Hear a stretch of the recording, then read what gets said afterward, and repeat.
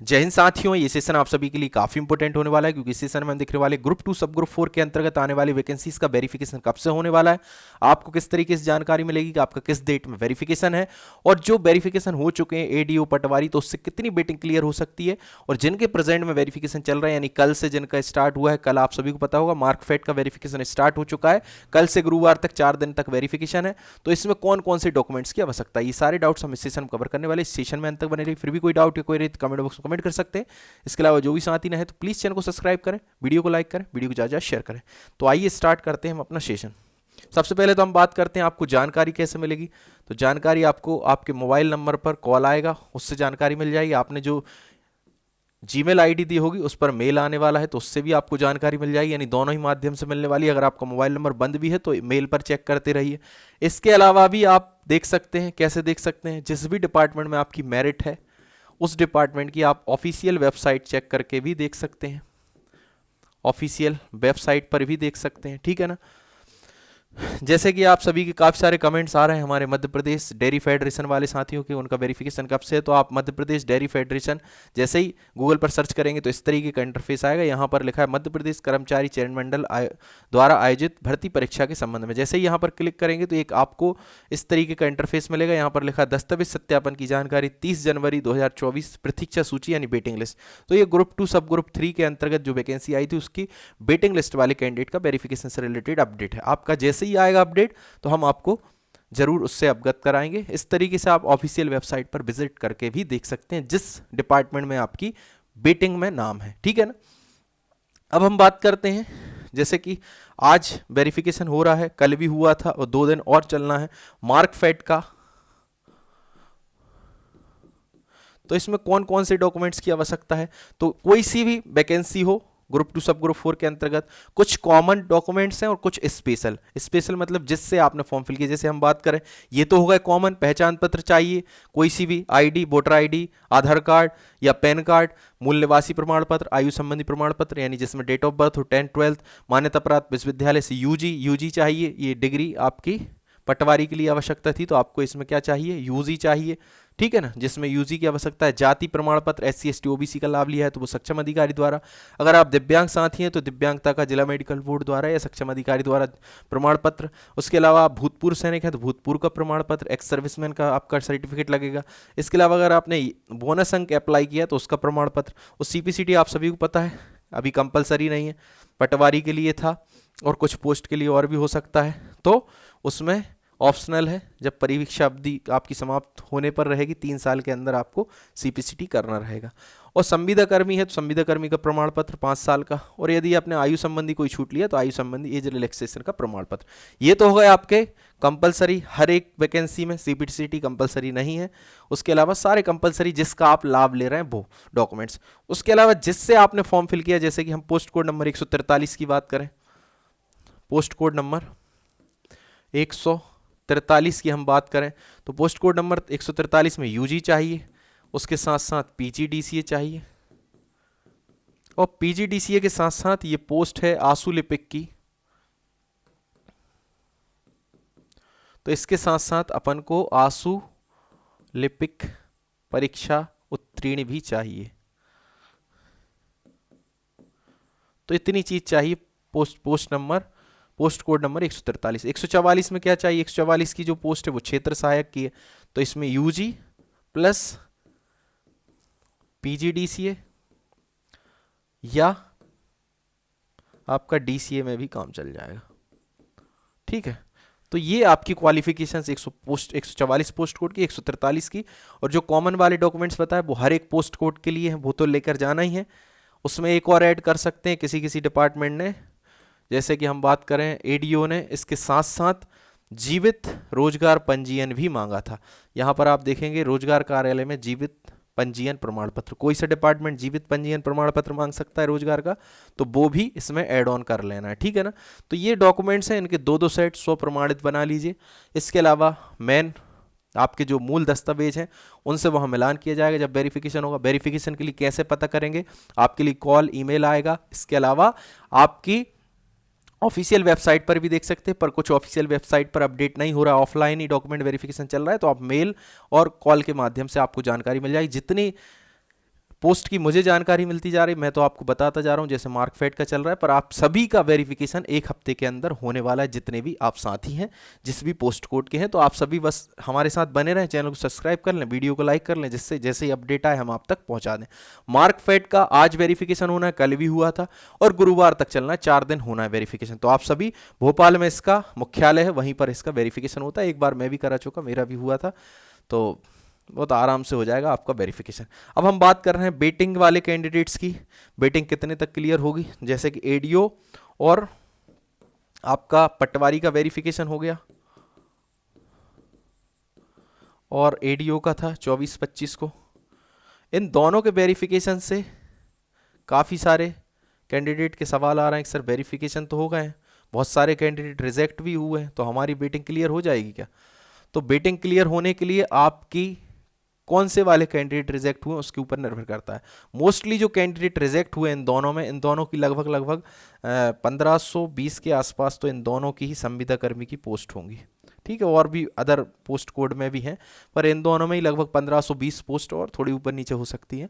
तो 1520 पोस्ट में से ये मान लीजिए 80% प्लस कैंडिडेट एसके यानी संविदा कर्मी या तो रिजेक्ट हुए हैं, या तो वो रिजेक्ट हो गए, या फिर वो अपसेंट हो गए, क्योंकि उनको पता है उनके पास नहीं है क्या, संविदा कर्मी का 5 साल का प्रमाण पत्र। कुछ ऐसे कैंडिडेट भी हैं बेचारे जिनसे गलती से हो गया, उनसे हो गया, या फिर एमपी ऑनलाइन कैफे से जहां से उन्होंने फॉर्म फिल कराया था उनसे एस की गलती स्टिक हो गया, तो उनसे बहुत बड़ा मतलब ये मान लीजिए बहुत बड़ी गलती हुई है। और जिनने जानबूझकर किया है तो उनको तो कोई दिक्कत ही नहीं, वो तो रिजेक्ट होने ही थे। इनमें उन कैंडिडेट को लॉस हो गया जो अच्छे मेरिट क्रम वाले थे। फॉर एग्जांपल इनका एसके में भी अच्छा है और ओपन वाली कैटेगरी में भी इनका अच्छा मेरिट क्रम है।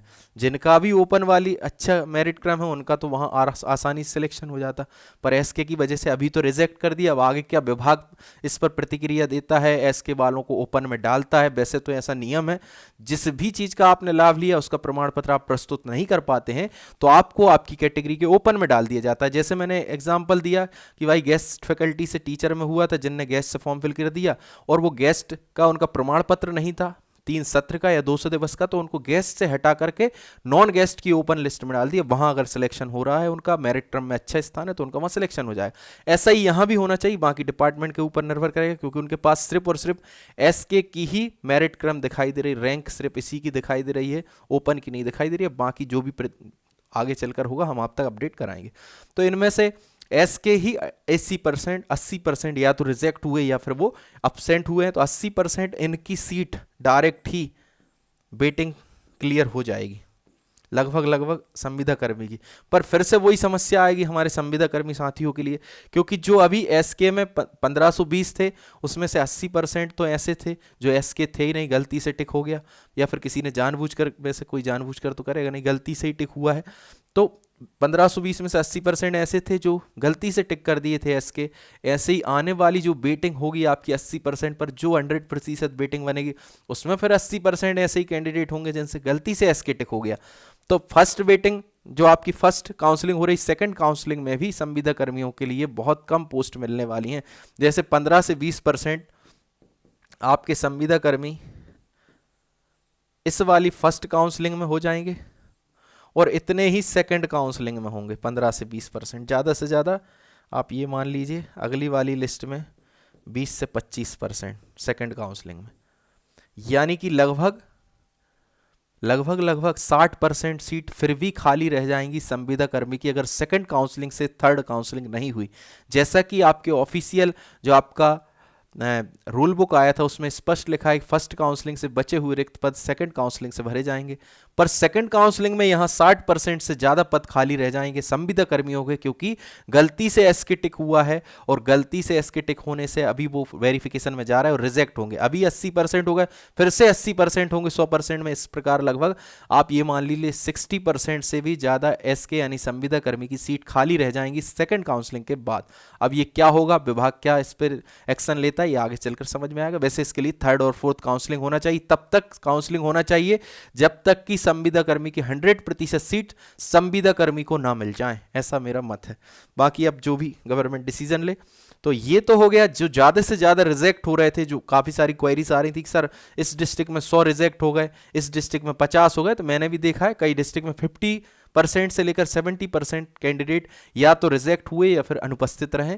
तो उसी का मैंने एक एवरेज ऑन एवरेज कैलकुलेशन निकाल के बताया है कि 80% आपकी वेटिंग क्लियर होगी। पर जिस कैटेगरी में और जिस क्लास में कैंडिडेट रिजेक्ट हुए, जैसे ये क्लास क्या है, संविदा कर्मी, तो उसी कैटेगरी के कैंडिडेट आगे चलकर जो वेटिंग वाले हैं वो मेरिट में कन्वर्ट होंगे। फॉर एग्जांपल मैं आपको बता रहा हूं, जो आपकी वेटिंग क्लियर होने वाली, जैसे संविदा कर्मी के रिजेक्ट हुए हैं, सबसे ज्यादा से ज्यादा हुए हैं या अनुपस्थित रहे हैं संविदा कर्मी, तो इससे वेटिंग किसकी क्लियर होगी? आने वाले जो इनके वेटिंग क्रम वाले संविदा कर्मी हैं, तो संविदा कर्मी की वेटिंग क्लियर होगी। जो ओपन वाले रिजेक्ट हुए होंगे, ओपन के तो बहुत कम कैंडिडेट रिजेक्ट हुए हैं, प्राप्त जानकारी के अनुसार बता रहा हूँ, थोड़ा बहुत ऊपर नीचे भी हो सकता है।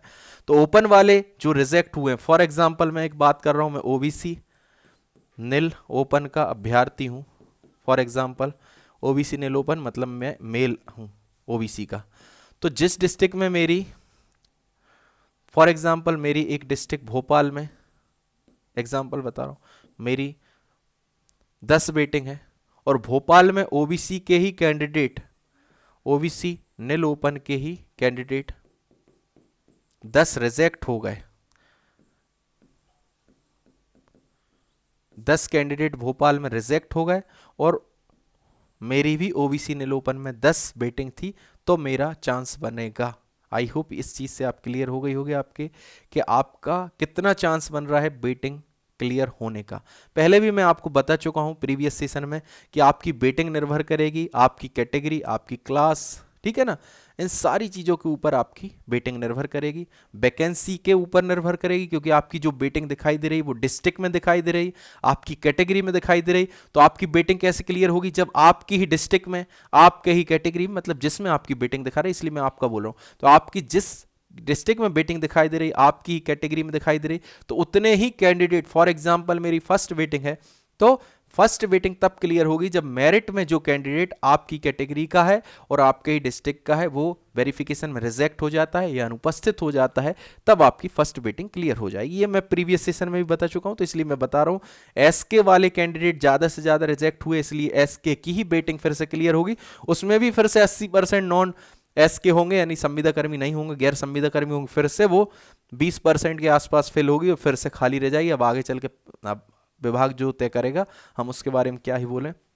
वैसे तो तब तक काउंसलिंग चलती रहना चाहिए जब तक कि पद समाप्त ना हो जाए, क्योंकि इसमें संविदा कर्मियों के साथ काफी अन्याय हो रहा है ना। नॉन संविदा कर्मियों की वहां पर मेरिट दिखाई दे रही और आगे चलकर जब वो वेरिफिकेशन कराने जाते हैं तो वो रिजेक्ट हो जाते हैं, ठीक है ना। ओपन में जितने ज्यादा से ज्यादा रिजेक्ट होंगे, ओपन यानी आपकी कैटेगरी में जहां आपकी वेटिंग लगी है, तो वहां ज्यादा से ज्यादा वेटिंग क्लियर होने के चांसेस हैं। मैं आपको प्रीवियस सेशन में भी बता चुका हूं, एक बार और शॉर्टली समझ लीजिए। फॉर एग्जांपल मैं यूआर नील ओपन का अभ्यर्थी हूं और मेरी यहां पर वेटिंग लगी यूआर नील ओपन में 5 वेटिंग लगी है। कौन से डिस्ट्रिक्ट में? किसी भी डिस्ट्रिक्ट में, फॉर एग्जाम्पल भोपाल डिस्ट्रिक्ट में। तो भोपाल डिस्ट्रिक्ट में ही, जब भोपाल डिस्ट्रिक्ट में ही यूआर नील ओपन के 5 मेरिट वाले अभ्यर्थी जब बाहर होंगे, जब 5 मेरिट वाले अभ्यर्थी रिजेक्ट हो जाएं या डॉक्यूमेंट वेरिफिकेशन में बाहर हो जाएं या अब्सेंट हो जाएं, कुछ भी हो जाए, तभी मेरी क्लियर होगी। तो ये अभी परफेक्ट कैलकुलेशन इसका नहीं है, जैसे ही परफेक्ट डाटा आएगा तो हम आप तक लाने का जरूर प्रयास करेंगे। अभी अपन कुछ नहीं कह सकते किसकी कितने तक वेटिंग क्लियर होगी, पर संविदा कर्मियों में जिनका वेटिंग में नाम है उनका बहुत ज़्यादा से ज़्यादा क्लियर होने वाली, लगभग 80% तक क्लियर होने वाली। उसमें से भी काफ़ी सारे रिजेक्ट हो जाएंगे, तो फिर अब थर्ड काउंसलिंग का क्या होगा ये विभाग तय करेगा, क्योंकि काफ़ी पद खाली रहने वाले हैं। ये है एक ओपन वाली कैटेगरी का, मैंने बताया कोई यूआर नील ओपन का कैंडिडेट है, भोपाल उसका डिस्ट्रिक्ट है, भोपाल डिस्ट्रिक्ट में उसकी वेटिंग नंबर 5 है। अगर भोपाल के ही यूआर नील ओपन के 5 मेरिट तक के अभ्यर्थी या किसी भी मेरिट तक के अभ्यर्थी 5 कैंडिडेट रिजेक्ट होते हैं, यहां पर कितने कैंडिडेट रिजेक्ट होना है? 5 कैंडिडेट रिजेक्ट होंगे, तो ये 5 वेटिंग क्लियर हो जाएगी। आई होप ये वेटिंग से रिलेटेड आपके फिर से डाउट क्लियर होंगे। और जो भी डिपार्टमेंट का अभी वेरिफिकेशन आने वाला है या कोई भी अपडेट आएगा हम आप तक ज़रूर लाएंगे। बाकी सारी चीज़ें मैंने आपको बताई दी हैं। आई होप ये सेशन आप सभी के लिए हेल्पफुल रहा होगा, और थोड़ा भी हेल्पफुल है तो प्लीज़ चैनल को सब्सक्राइब करें, वीडियो को लाइक करें, वीडियो को ज़्यादा शेयर करें। जय हिंद, जय भारत।